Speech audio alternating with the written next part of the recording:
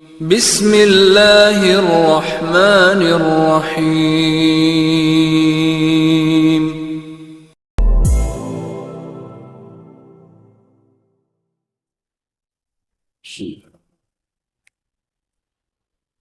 السلام عليكم ورحمة الله وبركاته.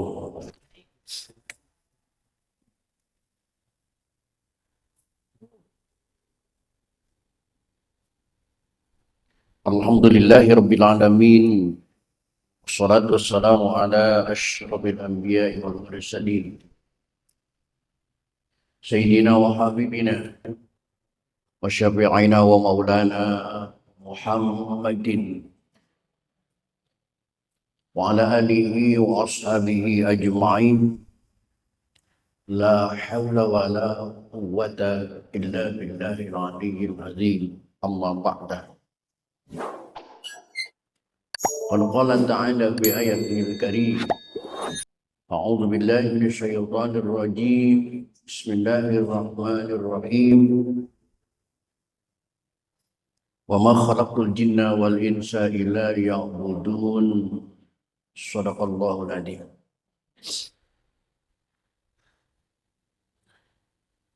Bapak-bapak segenap pengurus dan jamaah Masjid Jami Safinatun Najah,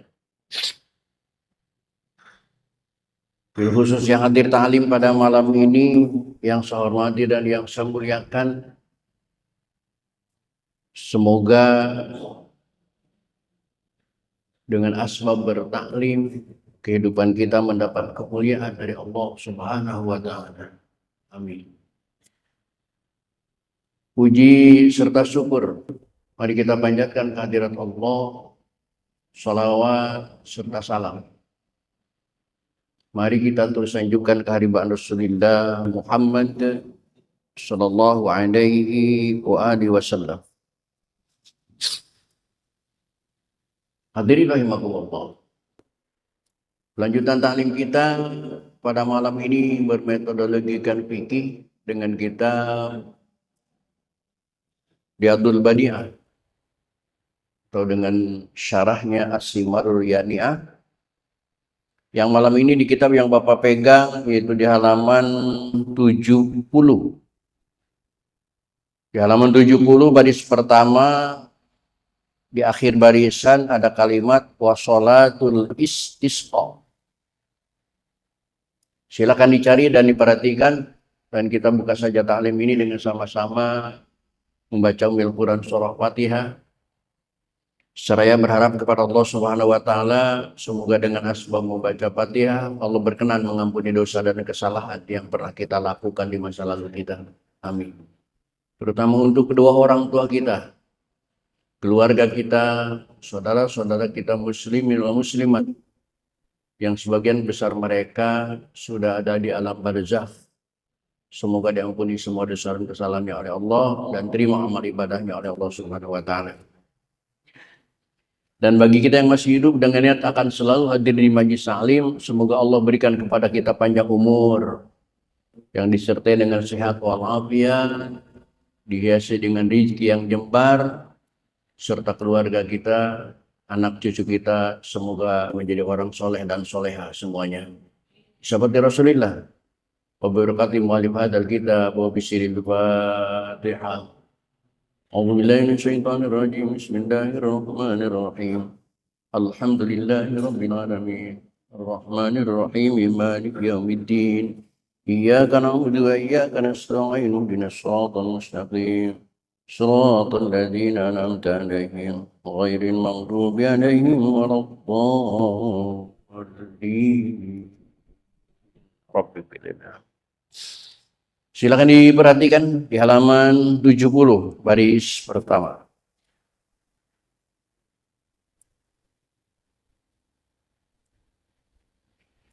Bismillahirrahmanirrahim.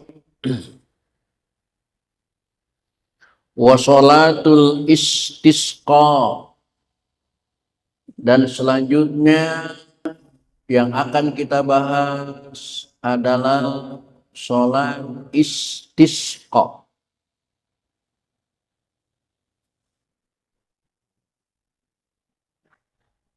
Apa itu istisqa?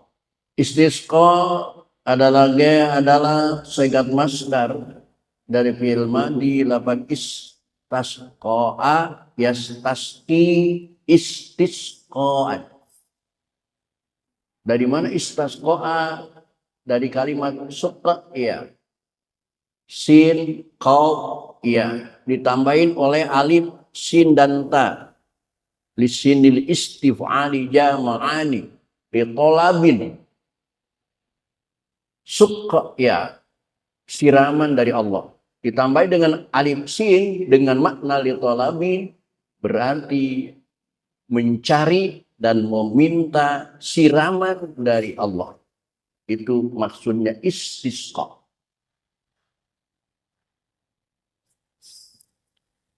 Salat istisqa ini tuf'alu, dilakukan inda hajatin nasi, ketika orang-orang membutuhkan ila suqya, pada air, minallahi ta'ala, dari Allah subhanahu wa ta'ala. Kenapa manusia orang-orang membutuhkan air? Bisa babin kita ilma, karena sebab tidak turunnya hujan, putusnya air hujan tidak turun sudah bertahun-tahun lamanya. Aukillatihi, atau air ada cuman sangat amat sedikit, bihaitsu la yakfi, sampai air itu diperkirakan tidak mencukupi kebutuhan hidup manusia. Maka saat itulah dibutuhkan sholat istisqa. Wahia, dan sholat istisqa itu kasolatil idi, sebagaimana sama dengan sholat id. Lagi-lagi di dalam kalimat ini menggunakan adatut tasbih, menggunakan kaf sebagai alatnya. Ketika menggunakan adat kaf tasbih, berarti ada wajah syabah, ada jihad farqi, ada kesamaan dan ada perbedaan. Seperti kalimat yang kita katakan kepada teman kita, lu kayak artis aja. Sesungguhnya teman kita bukan artis, perbedaan. Tapi kayak artis mungkin lagunya, mungkin tengilnya, dan sombongnya, dan lain sebagainya. Ada wajah syabah, persamaan, ada jihad farqi, perbedaan. Itu perumpamaan yang menggunakan kaf sebagai adat tasbih. Persamaannya, sholat istisqa dan sholat id sama-sama 2 rakaat. Tetapi sholat Idul Fitri, Idul Adha dilaksanakan rata-rata di masjid, sedangkan istisqa dianjurkan dilaksanakan di lapangan terbuka.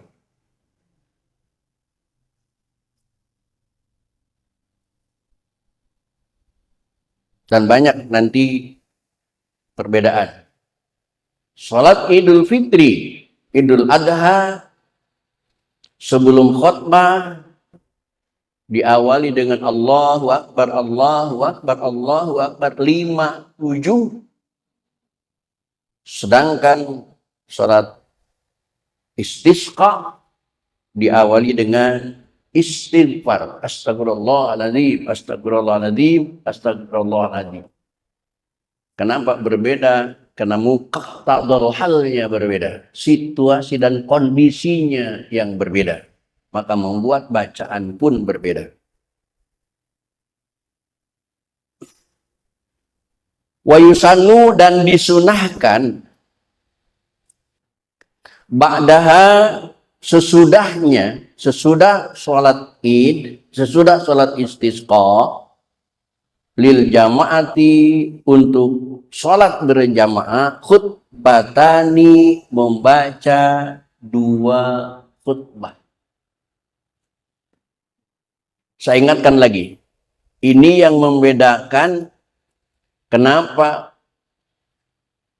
sholat Jumat khutbahnya didahulukan, sholat lain, Idul Fitri, Idul Adha, khusuf, istisqa, khutbahnya dibelakangkan, karena selain Jumat, khutbah itu statusnya hanya sunnah wa yusannu. Sedangkan untuk sholat Jumat, khutbah itu bukan lagi wajib, melainkan syarat sahnya Jumat harus didahului oleh 2 khutbah. Itu yang membedakan.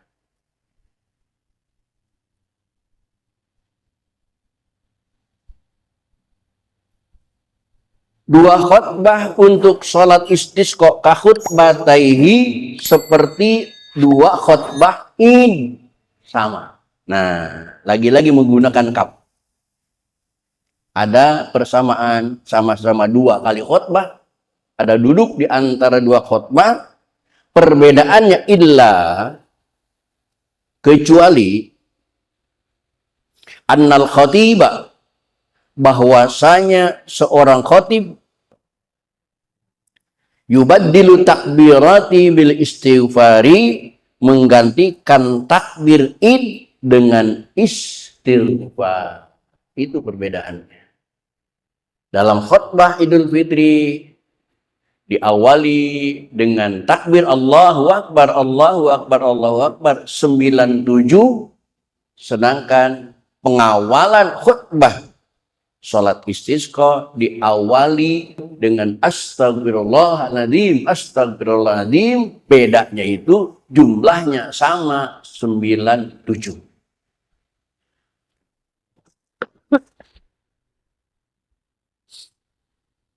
Perbedaan yang kedua,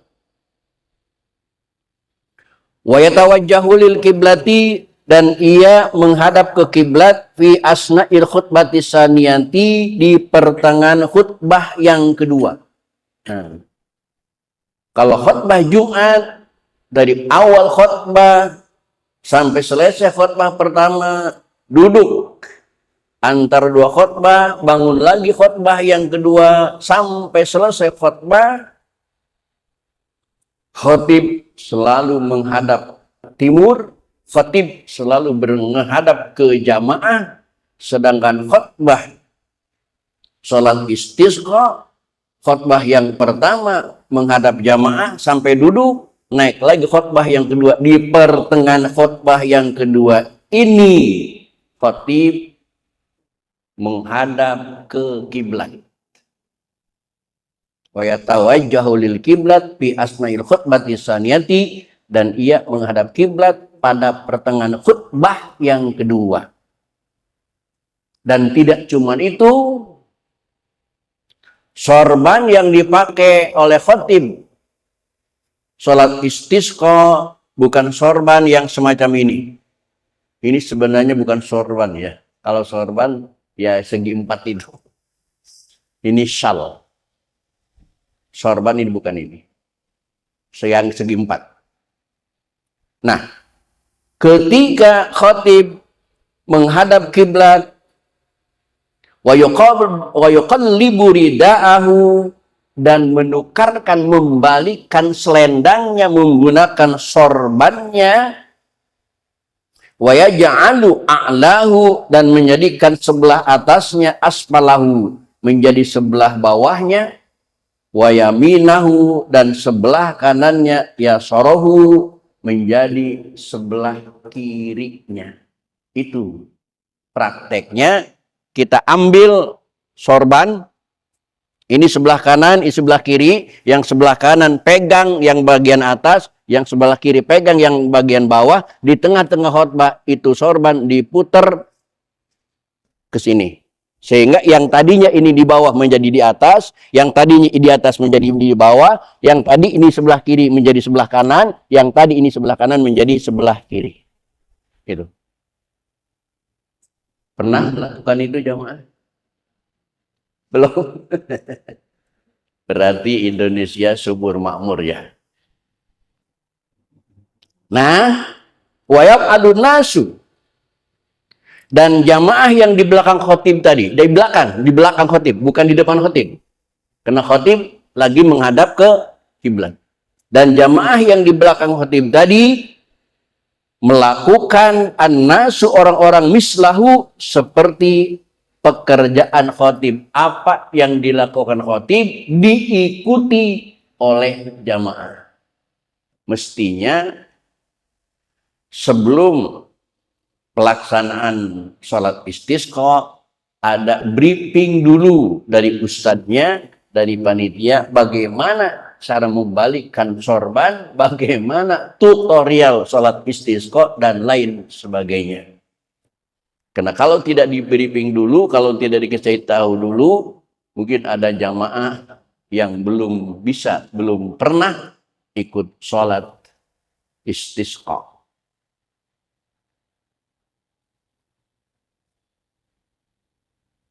Tetapi perbedaan khotib antara khotib dan jamaah, khotib menghadap kiblat, membalikkan, menukarkan sorbannya dalam posisi berdiri karena dia sedang khotbah, sedangkan jamaah yang mengikutinya wayab alun nasu mislahu wahum jalisun, dan orang-orang pada duduk semua. Enggak mesti ikut-ikutan berdiri, enggak. Jamaah tetap dalam posisi duduk, cuman mengikuti imam dalam membalikkan sorbannya saja. Tidak mesti ikut-ikutan berdiri. Lalu wayadullah ta'ala, dan berdoa khotib kepada Allah subhanahu wa ta'ala sirran wa jahran, dengan nada perlahan. Ini dengan sembunyi. Masa khotib sembunyi? Di sini kan sembunyi ya. Inilah orang Sunda berbahasa Indonesia, akhirnya jadinya begini. Sirron itu memelankan suara, bukan sembunyi. Masa khotib sembunyi? Dengan suara pelan, wajahron dengan suara keras.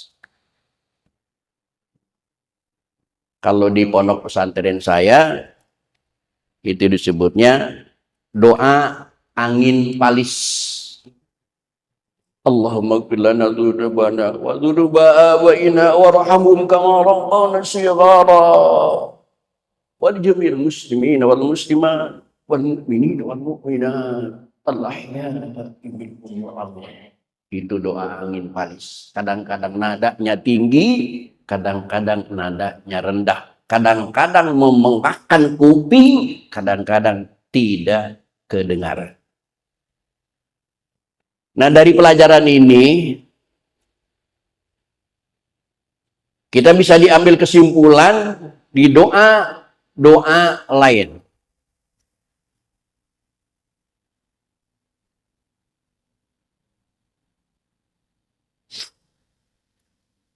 Wal aula,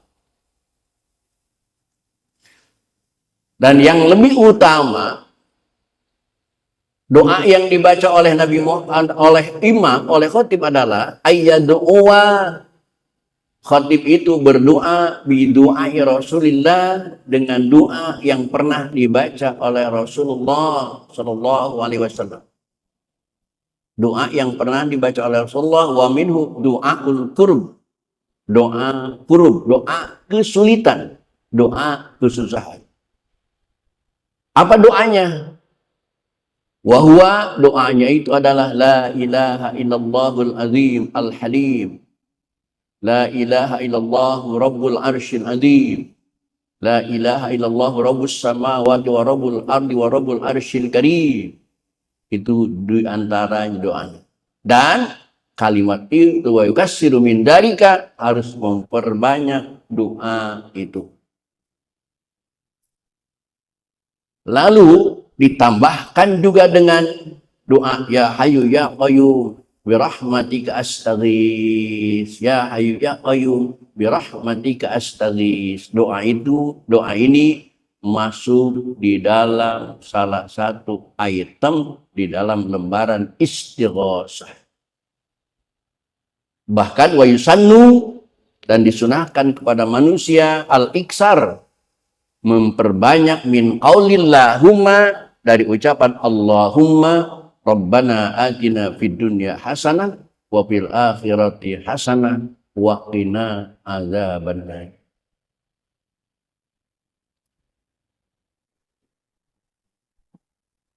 Kembali ke buku wa yu'minun nasu, dan mengucapkan kata amin an-nasu, orang-orang manusia, ala du'aihi, atas doanya khatib, idza jaharo, apabila mengeraskan suaranya khatib. Ketika khatib berdoa dengan suara keras, dengan suara tegas, dan kita menyimak jelas apa yang dibaca oleh khatib, maka makmum disunahkan cukup membaca amin, amin, amin. Dan membaca amin jangan salah. Ada minimal ada 3 bacaan amin, yang benar cuman 1. Yang pertama, yang salah amin, amin, dengan menggunakan huruf ain. Amin. Ya Allah, amin. Itu keliru. Amin itu apa maknanya? Amin omyun, amma, artinya buta. Ketika imam minta rizki yang banyak, dia minta, ya Allah, saya mah butakan saja, gak perlu rizki yang banyak. Yang kedua, mungkin supaya keras aminnya diawali dengan ha. Amin, amin. Diawali dengan ha. Itu pun salah. Karena hamin diambil dari kalimat hamun. Hamun itu adalah bingung maknanya. Ketika imam berdoa, Allahumma gfir lana dzunubana, Allahumma inni as'aluka inna nas'aluka an tarzuqana, ya Allah, kami mohon kepadamu, berikan rezeki yang banyak kepada kami. Dia mengatakan, hamid, ya Allah, saya nggak mau rezeki, saya mau bingung aja selama hidup saya. Hamid itu bingung, maka wajar kalau hidupnya selalu bingung, karena bacanya bukan amin tetapi amin. Hati-hati. Nah, wa yad'una, dan berdoa orang-orang li'anfusihim, untuk diri masing-masing, sirron, dengan sembunyi, dengan perlahan, dengan suara perlahan, inda isrorihi, ketika imam memelankan suaranya.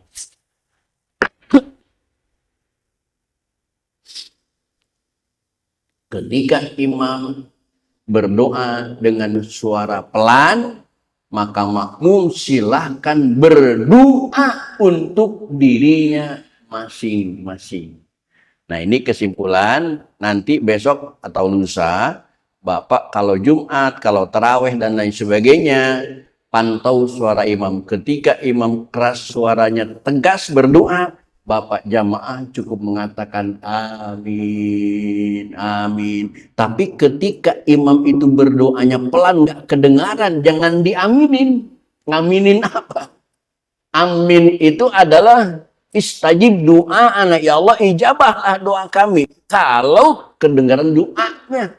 Maka kalau imam itu doanya terlalu pelan, tidak kedengaran oleh kita, maka dipersilakan Bapak berdoa masing-masing. Mau minta rezeki, mau minta jabatan, mau minta istri muda, silahkan masing-masing. Jangan ngaminin doa imam kalau tidak kedengaran. Wa yad'una, dan berdoa orang-orang li'anfusihim, untuk dirinya masing-masing, sirron, dengan perlahan, inda isrohi, ketika imam mempelankan suara doanya.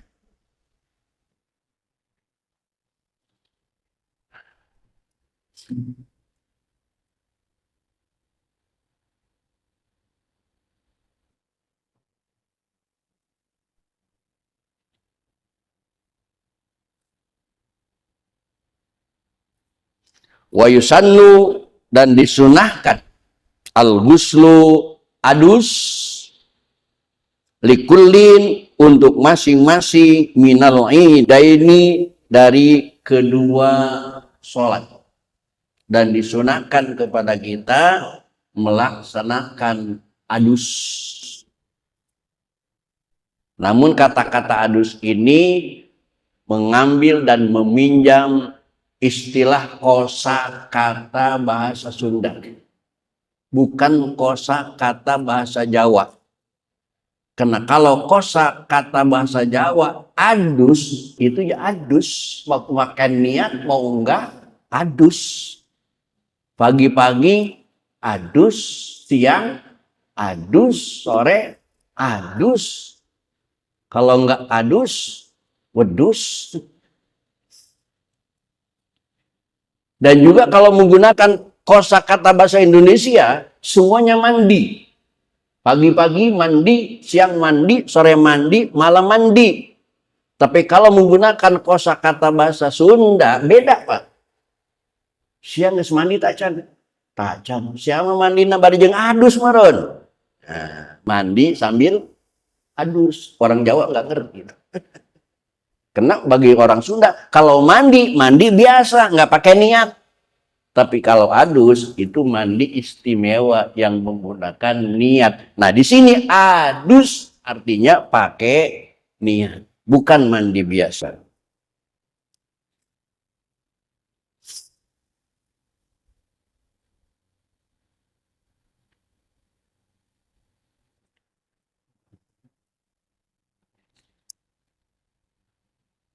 Bahkan kalau di syarahnya, Pak, sunnah adus ini tidak hanya disunahkan kepada orang yang mau sholat saja. Mentang-mentang nggak sholat, sampai-sampai tidak adus. Itu keliru. Adus itu disunahkan likulli ahadin, kepada seluruh individu. Wa illam yuridil udhar, walaupun dia tidak termasuk maksur hadir di sholat Idul Fitri. Dia tidak mau sholat karena dalam keadaan menstruasi. Wanita emak-emak yang lagi nggak mau sholat, tetap disunahkan adus. Sawan kana hurran au amdan, balighan au sobyanan, li anna zinatahu matlubatun likulli ahadin wa huwa min jumlatiha. Dan waktunya adus baik Idul Fitri, Idul Adha, termasuk Jumat, wa yadkhulu waqtu ghuslihima binisfil lail, di tengah malam, wa yakhruju bil ghurub.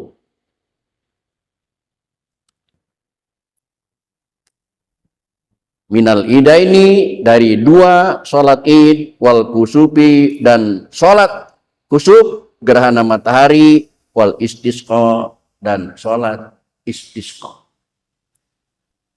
Itulah sebagai bentuk sholat yang hablum minallah, hubungan vertikal antara hamba dengan Allah Subhanahu wa ta'ala. Selanjutnya kita akan masuk kepada bentuk sholat yang hablum minan nas, berhubungan antara manusia dengan sesama manusia. Sholat apa itu? Kitabul Janaiz. Ini kitab menerangkan masalah jenazah.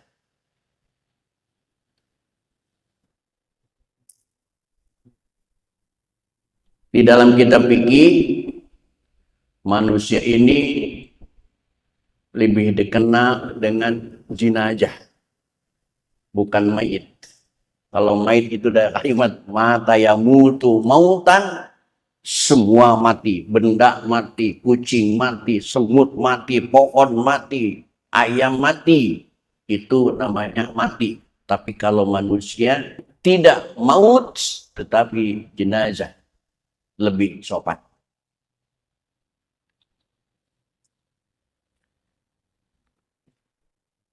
Kullu mayitin, setiap mayit,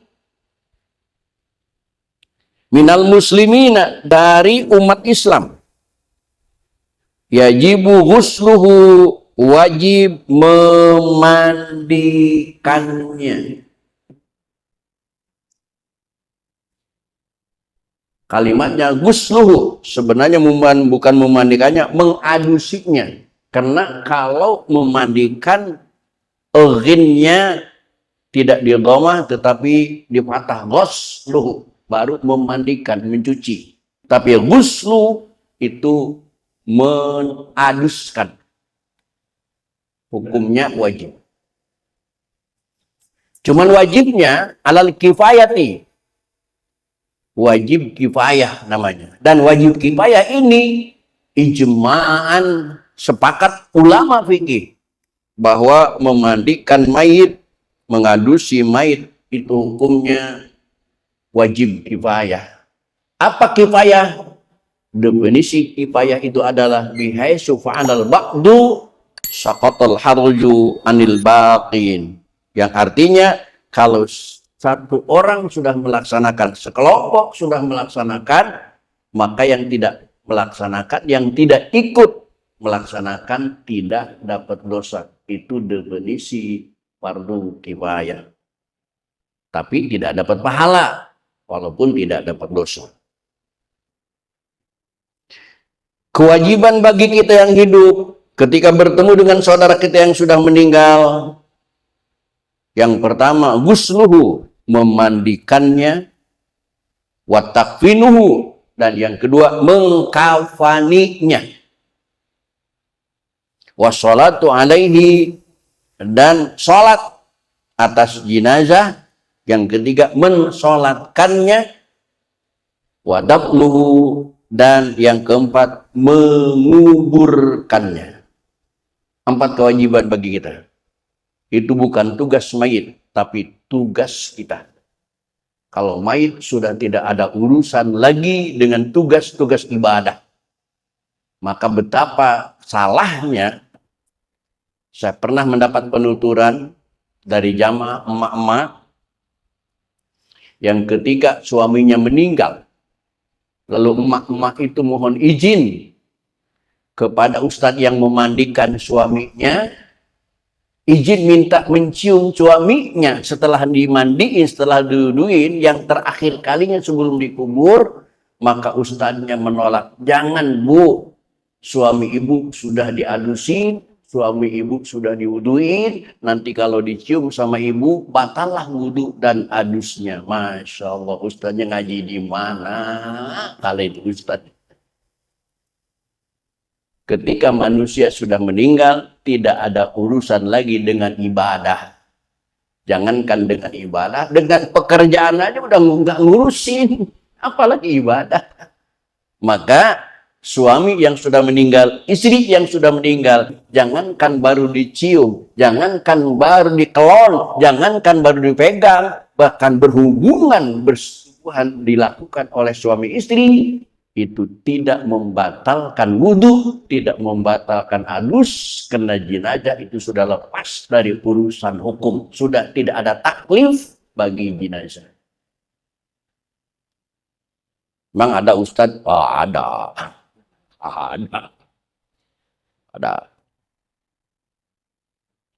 Illa syahida, kecuali orang yang mati syahid.